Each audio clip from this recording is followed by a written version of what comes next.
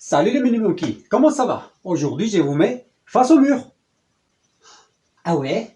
Enfin, en vidéo intéressant. On est face au mur. T'es un vilain garçon. Vilain garçon. Non, non, non, non, non, non, c'est juste qu'aujourd'hui, il y a la technique de parcours appliquée à deux murs verticales. Juste ça.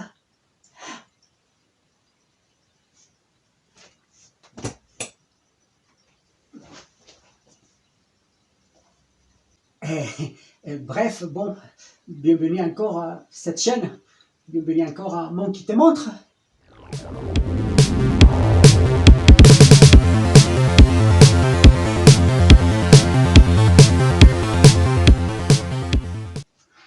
Aujourd'hui, nous allons vous expliquer les techniques de base pour que n'importe quel mur qui se trouve devant vous, il devienne d'un obstacle à une aide. Cette façon de voir le monde qu'on a, les gens qu'on travaille les parcours, ça veut dire transformer les obstacles en point d'appui pour avancer. Et c'est une philosophie qu'après, nous aimons bien appliquer dans le reste de notre vie. Ça veut dire nous travailler nous-mêmes de façon que les obstacles qui arrivent dans la vie, finalement, nous allons les transformer en point d'appui pour évoluer, pour être plus agile, plus fort, plus intelligent.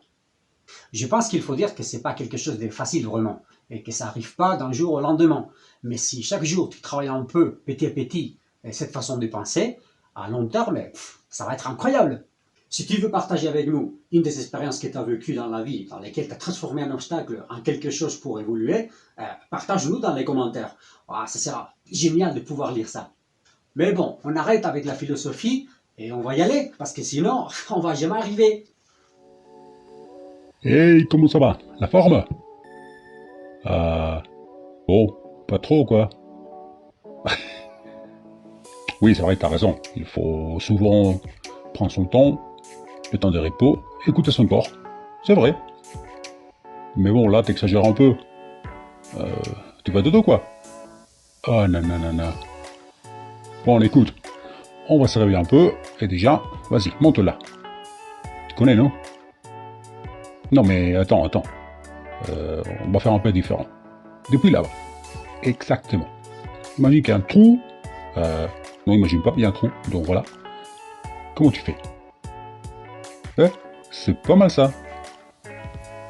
Voilà, comme d'habitude. En train de faire les moins de bruit possible.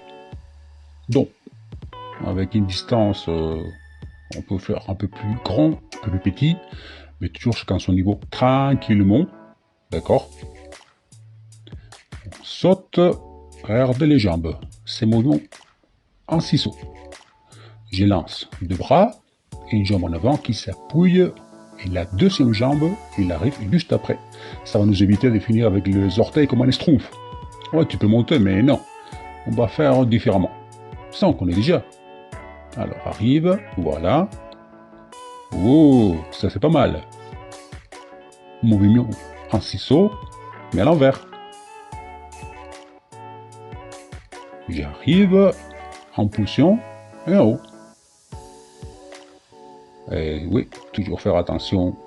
Tu connais. Si on fait pas attention... Ah là là. Donc, on va voir cette montée. Déjà, je saute, j'arrive sur place. Attention, j'élève la jambe droite, et c'est la jambe droite qui monte en haut. Bah, c'est facile. La même chose avec la gauche. Pareil. Je balance la jambe droite, mais c'est la jambe gauche qui monte. C'est un peu plus dur, mais ça va. Et pareil de l'autre côté. Et maintenant, je balance la jambe droite, mais c'est les deux pieds qui, avec une impulsion des bras coordonnés, arrivent en haut. Et là, au travail. Il y a un exercice qui marche très bien, c'est répéter la même chose mais à l'envers. Et comme ça, tu descends, et tu montes, et tu descends, et tu montes, et tu descends, et tu montes, et tu descends, et tu montes. Bon, t'as compris. Allez, ça va te faire de beaux abdos. Petite pause, un peu de relax. Et comme ça, on continue la suite. Allez, vas-y. Parce que maintenant, on va s'attaquer à un mur. Par exemple, celui-là. Toi, par exemple. Comment tu vas faire pour ça? Hein? Ouais, normalement, on commence à tirer les bras, on commence à appuyer le ventre sur les bords, les genoux, on traîne. Comment ça va? Ouais, pas trop cool, hein? Par contre, avec un peu de technique, monte direct. Pas mal. Allez, on va voir comment on fait ça. Déjà, comme d'habitude, et à chaque fois qu'on vous parle de ça, toujours on va petit à petit. Il ne faut pas être pressé. Une base solide et après on va monter doucement, d'accord? Déjà, contre un mur. Souvent, ce qui arrive quand je commence à m'attaquer à un mur, c'est que j'ai rebondi. Parce que je commence à rebondir là, je m'éloigne, j'arrive pas à monter. Mon but, c'est d'arriver vertical une fois que j'ai fait un appui et pas me séparer. Un peu comme ça, exactement. Parce qu'en fait, contre un mur, il y a deux façons de s'attaquer. Soit j'ai fait un aller-retour, donc j'ai rebondi contre le mur, soit il focalise d'aller vers le haut. Et la façon de travailler, c'est différent. Pour la deuxième, il faut que je descende avant de monter. Doucement.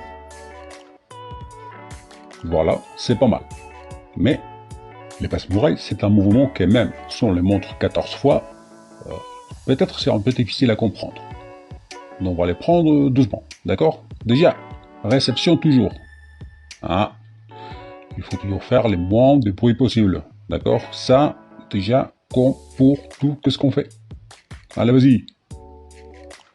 Donc, quand je m'approche au mur, mon but c'est aller vers le haut.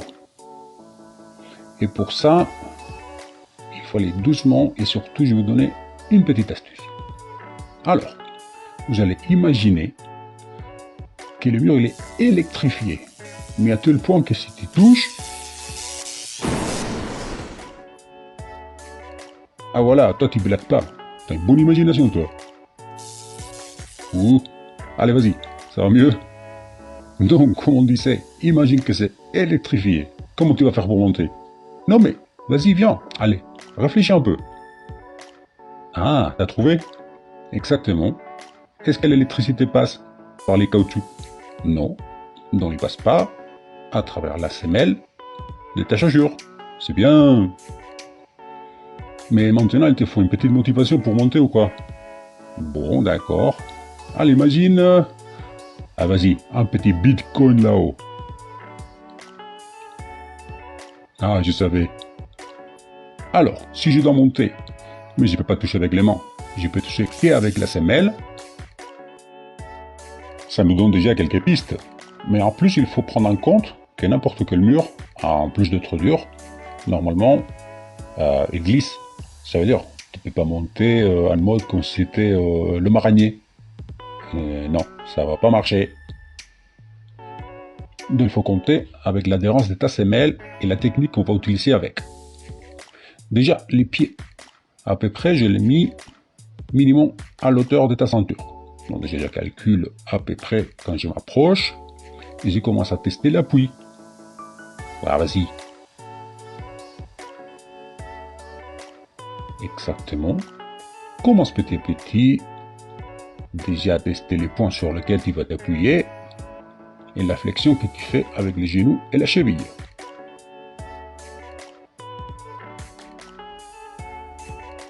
Évidemment, ce qu'il faut prendre en compte, c'est que si tu arrives comme un bourrin, exactement, ça sert à rien sauf à te faire mal.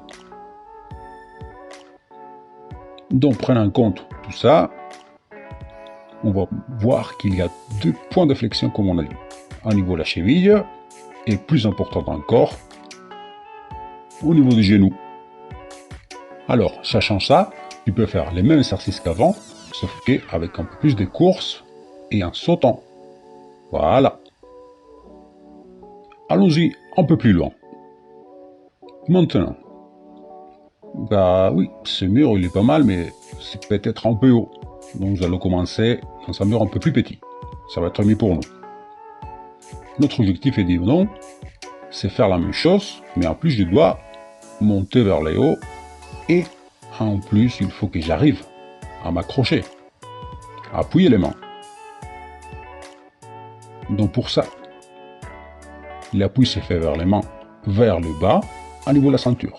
La ceinture doit être au moins au niveau des bords dans lesquels nous voulons arriver. Un peu comme ça. Appui, blocage. Bien. Donc maintenant, répétez, répétez, répétez.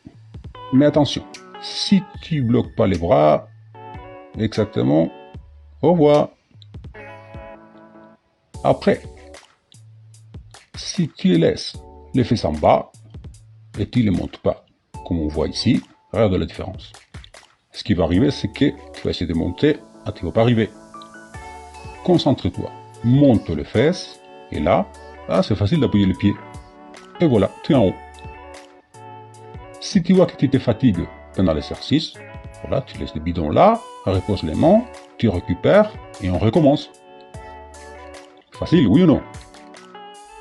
Maintenant, tu n'as qu'à essayer. Et non seulement essayer. Il faut répéter, répéter, répéter et répéter, et encore et encore. Comme d'habitude, c'est ça l'astuce. Mais, petite idée. Si on prend l'exercice qu'on a fait au début, et on les joint à ce qu'on vient de faire, exactement, monter direct à partir des mouvements avec les ciseaux, là, ça commence à nous donner quelque chose de plus fluide. Voilà, par face, notre but c'est de dépasser tout l'obstacle. 1, 2. C'est pas mal, mais est-ce qu'on peut faire un peu plus fluide?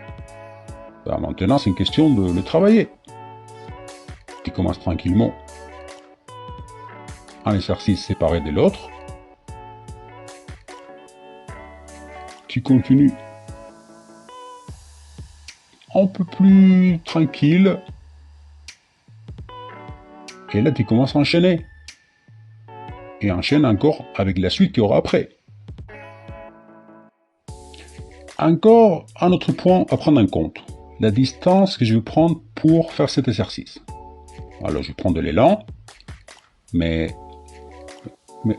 où est-ce que tu vas? Si tu prends trop d'élan.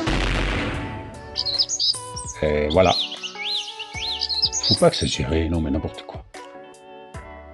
Alors, tu prends une distance, la minimum indispensable possible, peut-être un peu plus, pour que ça soit plus confortable, et c'est à partir de ça que tu travailles. Comme toujours, et si tu vas doucement et tu vas petit à petit, cette distance va se raccourcir, mais très doucement.